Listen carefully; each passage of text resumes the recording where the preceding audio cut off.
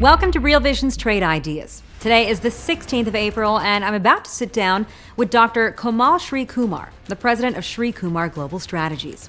Let's see what he's looking at now. So Sri, what is your trade idea? My trade idea, what I think looks very attractive today, Alona, is going into the 10-year treasury. We are today trading at about 285, and in the last several days, we have been between 275 and as high as 295 a month ago. The big trade is going to be, I think, that counter to all the views that you have heard on the consensus side, that the yield is likely to head down rather than up. And that's where I think a lot of money is going to be made. All right, so why are you being anti the consensus here? It helps to go against the consensus, especially when the consensus is more due to a herd mentality, which is driving them along. And I think this time is no different. If you look at what happened over the last 3 years, you have repeatedly had the consensus look for the 10-year yield to keep rising, go from 3% to 350 to 4%. And the reason is that inflation was going to get out of control. Economic growth was going to accelerate, and both of them were going to cause the bond yield to rise. And again, for the last 3 years, I've said it wouldn't happen. When I said it will go below 2%, ended up going actually to 137 at one point in time. The consensus was still expecting 3 or 350 again and again. The reason why I think it makes sense is because you want to go behind the setting up of the bond yield where it comes from, rather than feel afraid of taking a position different from the consensus. And in this case, the two elements that go into determining the bond yield is first, what is the expectation for inflation of the bondholders? And if the inflation rate I expect is going to be high, I'm willing to pay you a higher interest, and you also demand a higher interest. That's one element. Second is, what is the real rate of return you're going to get on the bond? And the real rate is determined by the extent to which economic growth is going to pick up and rise. And that is again one other point of difference I have with the consensus. Despite the Trump tax cut that we have had and the positive influence on the equity market, I am of the belief it is not going to have a big impact actually on the economy as a whole. And in this situation, it's no different from what we have seen with the monetary easing that the Fed has done since 2008. They expected it to cause the economy to grow rapidly after the Great Recession. What we had was a big run-up in equity prices without a concomitant increase in the economic strength. And I think that's also going to happen. That's a second reason for looking for the bond yield to go down rather than up. Well, a lot of people are expecting 3 interest rates hikes from the Federal Reserve this year.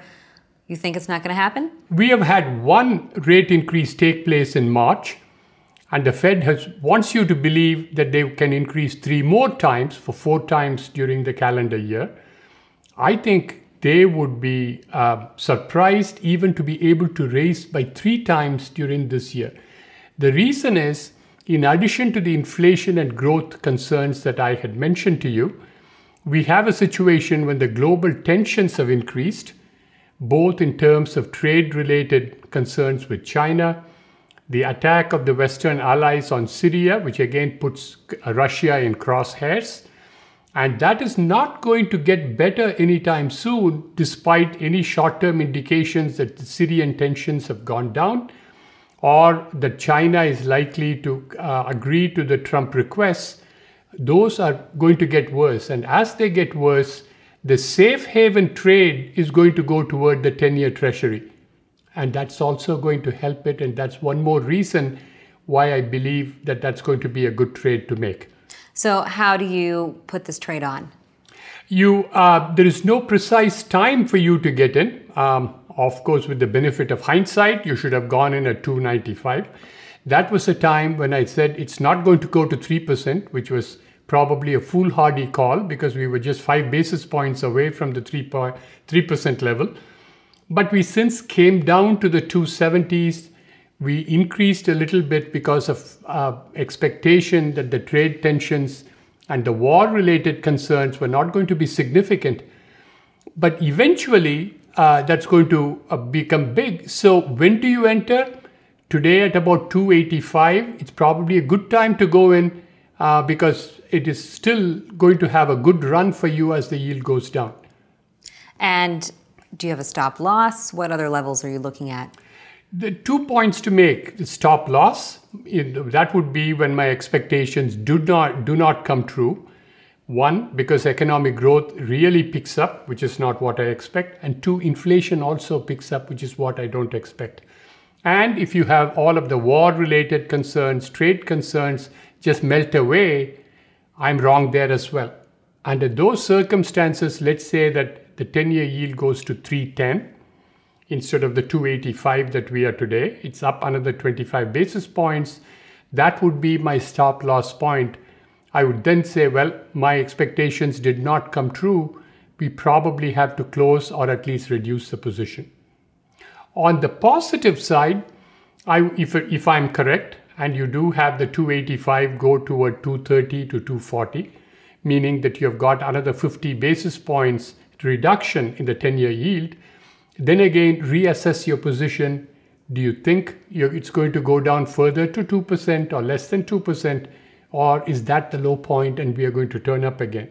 So that's when I would reassess as to whether to stay with it or to give up on the position.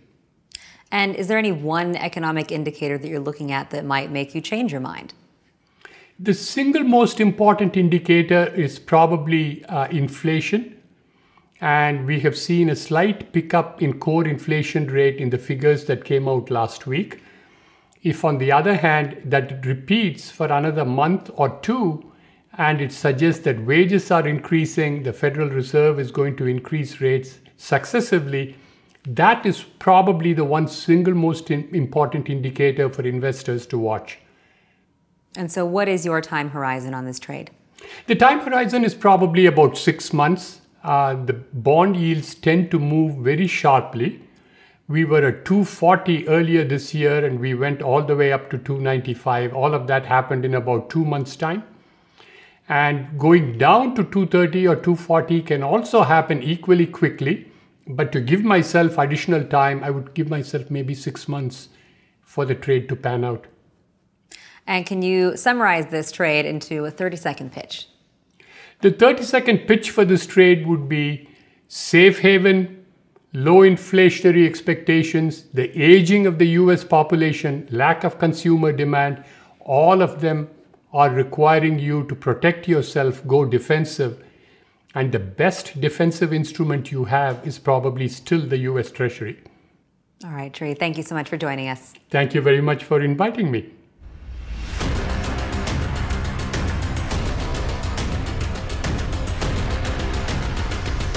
So Sri has an out-of-consensus view on Treasury bonds. He says yields should fall alongside weakening growth and inflation expectations. And specifically, Sri suggests buying the 10-year Treasury bond at current levels and selling out of the position once the yield falls to 2.4%. Meanwhile, he would exit the trade at a loss if the 10-year yield rises to 3.1%. The time horizon on this trade is 6 months. And just remember that this was a trade idea and not investment advice. You should do your own due diligence, consider your personal risk tolerance, and invest accordingly. For Real Vision Trader, I'm Ilona Minkovsky.